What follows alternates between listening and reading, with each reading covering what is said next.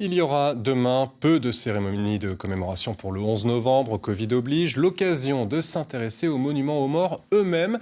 Tous font écho à la guerre, mais chacun recèle sa propre histoire. Illustration en Ariège avec Geoffrey Berg et Pascal Dussol. Au bord de la route, surplombant le monument aux morts, ces trois visages de bronze, à l'expression glaçante, regardent sans voir à travers leurs yeux d'airain. Vous avez trois têtes.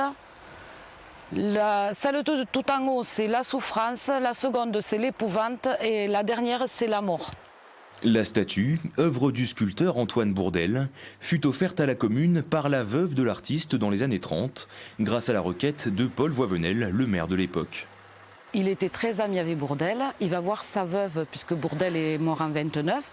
Il va voir sa veuve en 35 et il lui dit, voilà, moi je voudrais un monument, mais j'ai pas d'argent.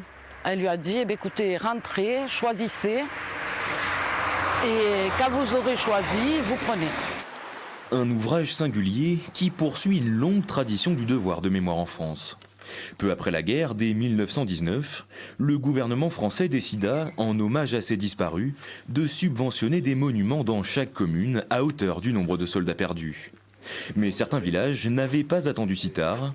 À Bonnac, ce monument, le premier construit en Ariège, est sorti de terre en 1916, alors que le village avait déjà subi des pertes. Ici, la commune, à l'époque, sur le recensement de 1911, la commune comptait un peu plus de 600 habitants.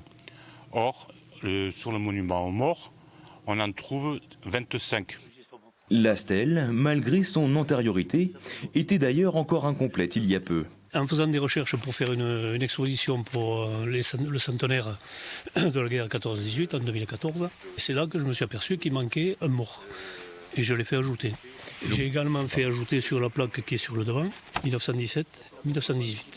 Par-delà la grande histoire, celle de la guerre, ces monuments aux morts recèlent de milliers d'histoires individuelles, anecdotiques, garantes des mémoires de la France.